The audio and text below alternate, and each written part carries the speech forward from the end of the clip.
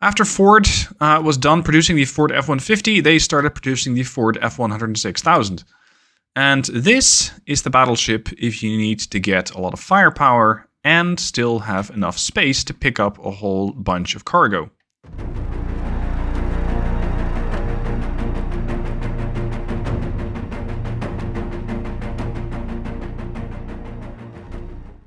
Hey guys, Stealth here and welcome back to more Ultimate Admiral Dreadnoughts. Today, it's going to be the Battle of the Pickups in the form of the battleships. What if car brands built battleships?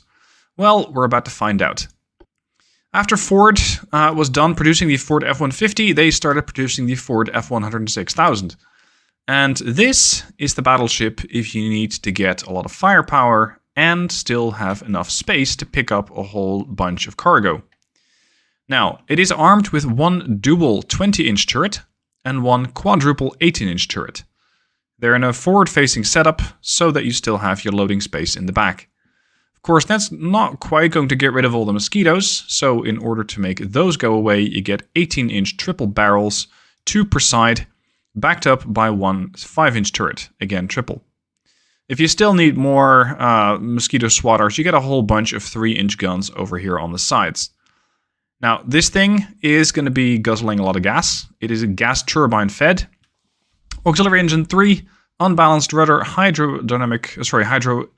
electro-hydraulic steering, and shaft 2. This gives it a pretty good turning circle of 460 meters, because once you're going off-roading with this thing, with this battleship, it's going to be required that you have efficient turns. Ship is heavily protected, anti-torp 3, barbette 3, double hull bottom. You got reinforced bulkheads 2, but only many bulkheads. Not maximum bulkheads to make the battle a bit more interesting. Anti-flood 3, and of course when it comes to the guns, we're firing heavy shells. Heavy shells with capped ballistic 2 AP shells and high capacity HE shells. Now high capacity means that they still have slightly better capability of dealing with armor rather than incendiary, but that's mostly for the secondary guns. So with secondary guns, you're not going to be really required to pen anything anyway. These things and the 8s and the 5s are there to start fires. They're firing picric acid 3 bursting shells with 2 powder 2 propellant. They have electro-hydraulic turrets and enhanced reloading. They have stereoscopic rangefinder 5, backed up with a generation 2 radar and RDF in case you want to listen to some music while you're shooting up other warships. Speaking of other warships, what is this thing going to face? Well, the Japanese have come out with this, the Toyota Tundra XXL. Again, a very modest amount of firepower on the bow, or at least that's what it looks like, but it is essentially an 18-inch quadruple turret and a 16-inch quadruple turret. Toyota decided not to go with something as gas-guzzling as a gas turbine, and instead went with a trusty diesel engine. They have a very nice amount of space on this vessel, so you have quite a lot of spacious quarters, giving it a crew of 2,173 relative to the, and this is with standard quarters, 2,792 sailors aboard the Ford F-106,000. Now, it is not as well armed against smaller ships, but it too comes with 8-inch secondary turrets. They're in a bit of a weird setup, but with these you have fantastic firing arcs covering the entirety of your ship. Of course, this thing, again being sort of modeled after a pickup, gets you a whole lot of cargo space in the back. So if you need to transport something, then this is where it's at. The ship is extremely heavily protected with an anti-torp 5, triple hull bottom, barbette 2 only, but if you pay a premium, you can still upgrade that to barbette 3 or even barbette 4. The ship has electric steering, semi-balanced rudder shaft 3 and aux 4, and all of this combined with a bigger beam gives it a very good turning circle of 375. So this ship is going to be very capable of turning. Neither party have torpedoes, so the torpedo blisters as well as the turning circles are not that important, except when you're starting to do close range maneuvers. That's when these 18 and 16-inch guns need to be able to be brought to bear. And while they have very good firing arcs, they still need to be able to turn the ship.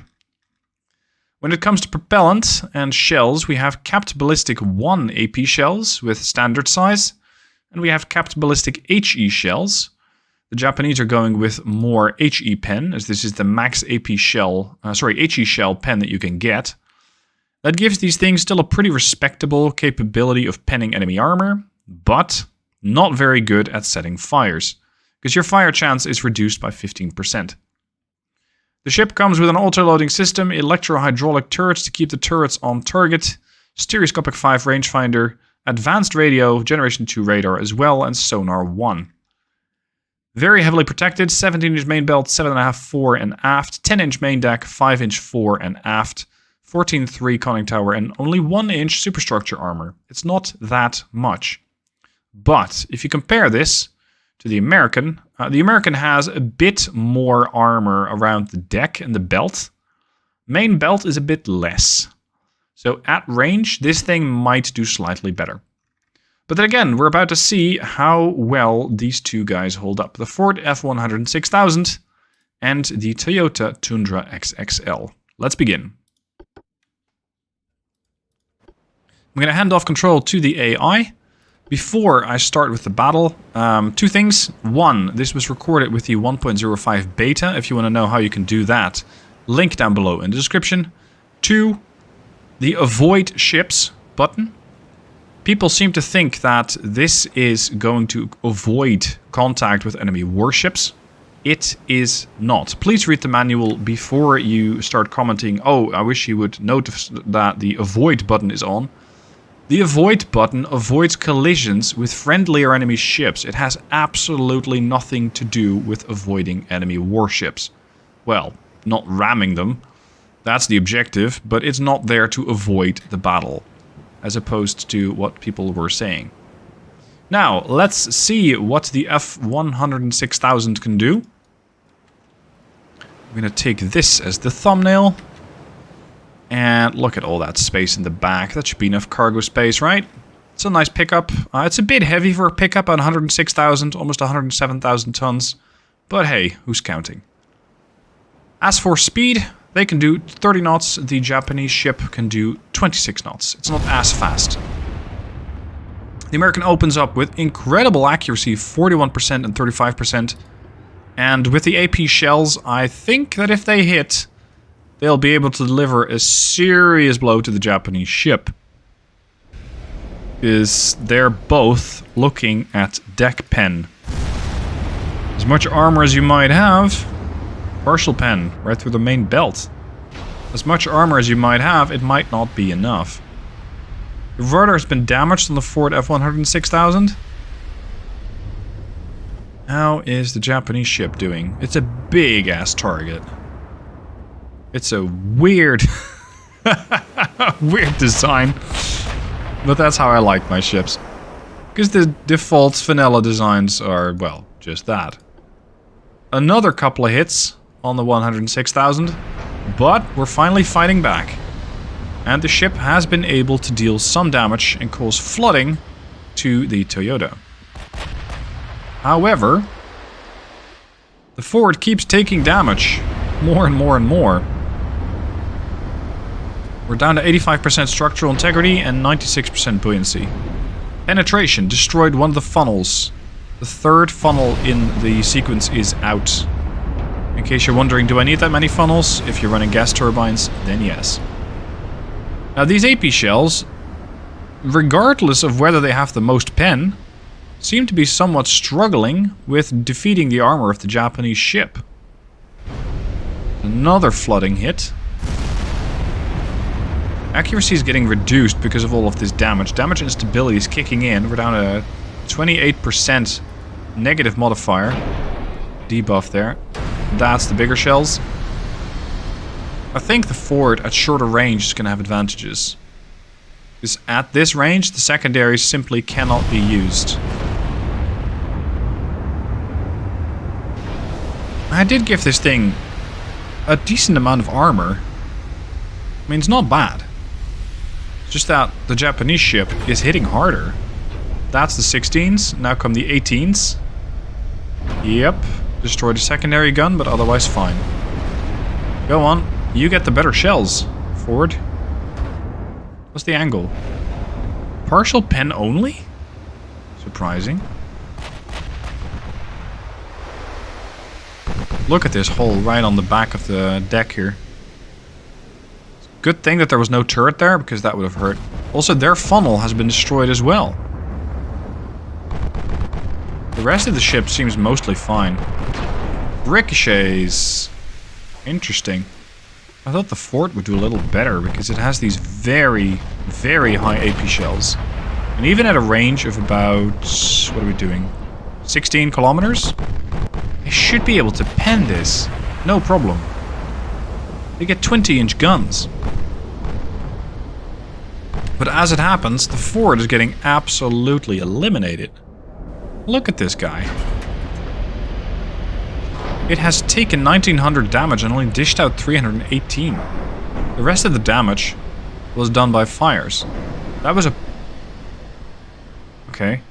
A weird number. Locked. Maybe the armor is starting to kick in. There we go. Full pen. That was a couple of good hits on the Toyota. But it might not be soon enough. Might not be soon enough. There you go. Penetration. 158 damage. We're down to 42% structural integrity on the Ford. 88% buoyancy. Which is, let's be honest, more buoyancy than most Fords have. Oh! That was bad. 20-inch. 177, 212. And we did another F-52. We're getting retaliation from 4. Yep, that's the 8-inch guns on the Toyota, which are fighting back. The 8-inch guns in the American have opened up with 43%, 44% accuracy. They're starting to fire HE, and with those shells, they won't necessarily pen, but they can still do a respectable amount of damage and set the Japanese on fire. You see that they are struggling with that. And this is what I meant. The American has a better chance of dealing more damage at shorter ranges. Because then when these 18s and 20s really start to hurt. And the fire starting capability of the 8s is no joke. Partial pen. More damage. 35% structural integrity left. More blocked. That's the 8-inch shells which are arriving at the target. 32% structural. There's more flooding happening on the American ship. This is not good. There. 300 damage.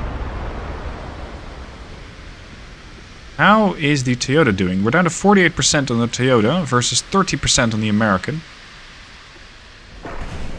At this range and angle, 30% chance to pen only. Okay, reverse.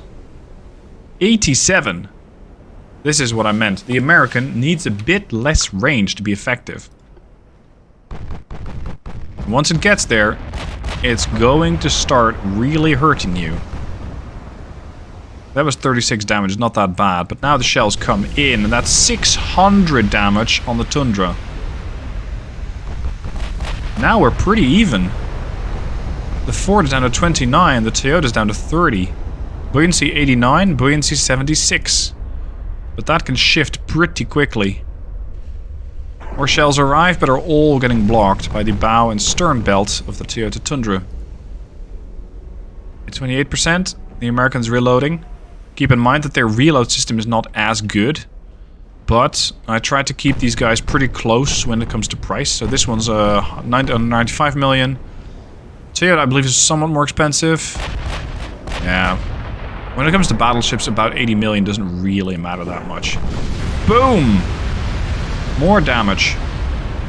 The 16-inchers from the Toyota Tundra are really struggling to deal with the Ford. But the Ford's 20s and 18s are not. 16% structural integrity left. It might have seemed like a straight-up slugfest for the Toyota, that the Toyota was going to win. But I'm not so sure. There's another 182 damage. They're down to 12% structural. How's the Ford? 23% structural. Yeah, this thing's not done yet. This thing is not done yet. 12% on the Toyota, 6% on the Toyota. They just knocked off another 6% structural integrity. This could be the end of the Toyota. One more hit like that, one more salvo. This thing's gone. It is trying to turn, but with a damaged rudder, it's a little late for that. 2% structural integrity versus 19% on the Ford. Yeah, this could end it. You need essentially one 20-inch pen and you're done.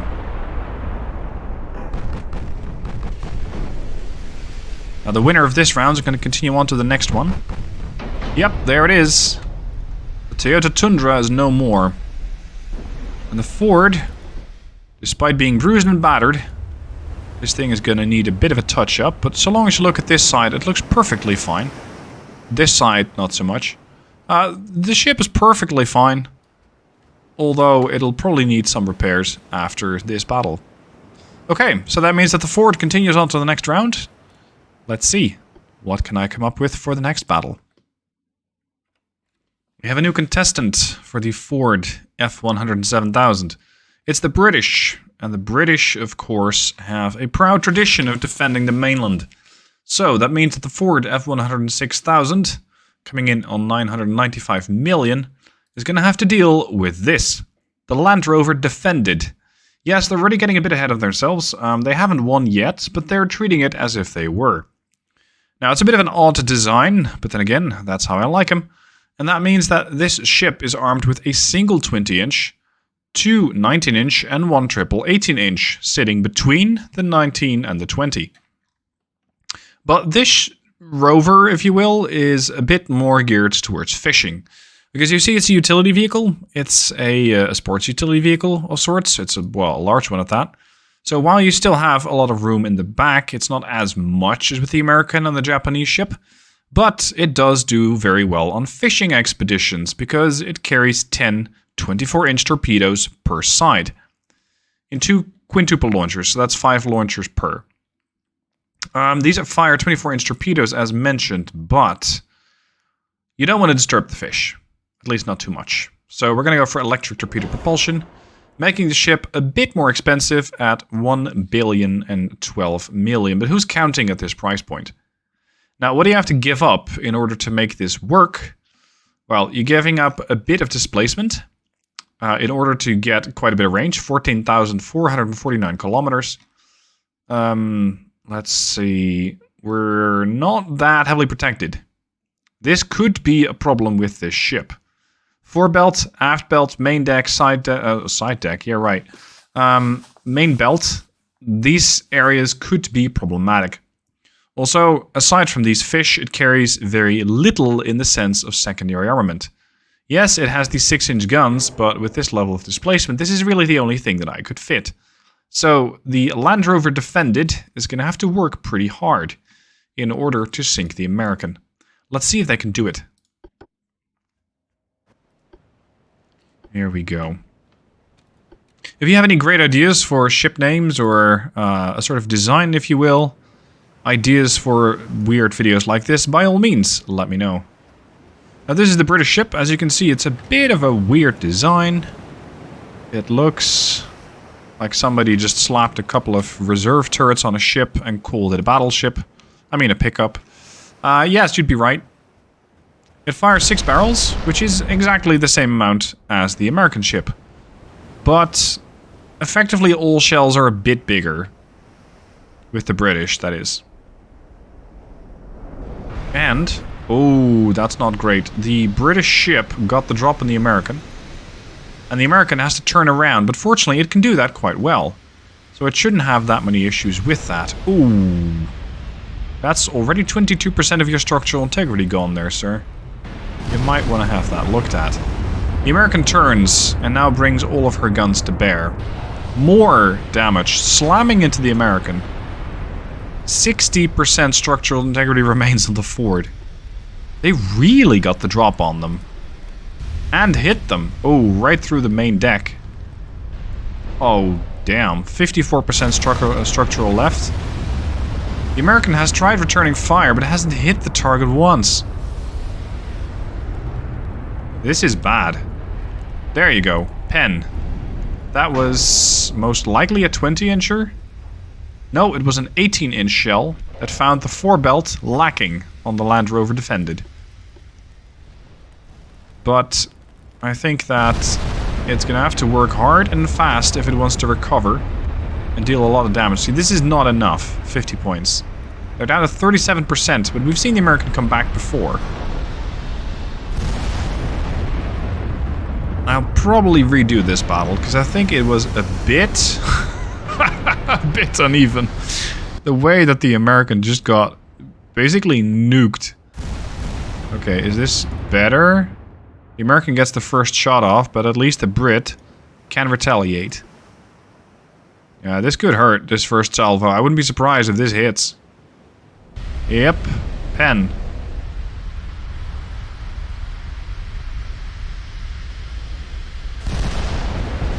Let's hand those to the AI before I forget to do that. The British ship has returned fire and found the Americans' deck armor. 20-inch slams through the main deck, but same for the 19-inch. Immediately the fort returns fire. The fort returns fire, and does it hit the Land Rover? Yes, it does, but only a partial pen. The 18-inch couldn't quite get through the main belt. More incoming, but at this angle it might very well all ricochet. There you go, some damage to the main tower, but otherwise the ship is perfectly fine. More incoming, that's the single 20-inch shell. That could be problems. That could be problems. Yep. Destroy the main gun. Oh dear. Oh dear. You're down to 2 20-inch guns. That's it. And of course your whole slew of secondaries. But that's a lot of your firepower out of this fight. Not, however, before not doing a lot of damage to the Brit. And don't count this ship out just yet. These two 20s, they're no joke. They are no joke. Partial pen. 20-inch shells are airborne. The British ship is pretty poorly angled and could take a lot of damage from this. Miss. What's the range? 17 clicks. Ooh. No. Yes! Holy crap. The fort just lost all of its turrets. Main guns are all gone. That means that the Brit basically won this round in the first 5 minutes. Because the American cannot retaliate at all. It's trying to, with the 8-inch guns, but it'll probably be lacking. And on top of that, the British ship can still throw out torpedoes, which will get detected, thanks to Sonar 3. But with a ship this big and a rudder that's probably going to be damaged relatively soon, I doubt that they'll actually be able to do anything useful. So even as this time around the American got the drop on the British ship, it was not enough. It was just not enough. There goes the rudder. Now it is turning, and the Land Rover Defended cannot yet go fishing because the torpedoes are out of range. They only do 14 kilometers. Ooh, this thing is just getting slammed. Only 6 barrels, but holy crap. That's a lot of damage. We're down to 11% structural. 6, 4. I think the American's pretty happy his turret hasn't flown off yet. 3%. 1. Done. And that means that in this case, it is the fort that loses. Even if I tried giving it better odds, it lost. Oh right, I cannot see the ship anymore because it's not mine. That means that the Land Rover Defended is the ship that we'll be seeing tomorrow. It's going to continue on to the next round, and it will go up against the next challenger. And if you have any ideas for that, by all means, let me know down below in the description. Thank you for watching, I hope you guys enjoyed it, and I'll see you soon for more videos.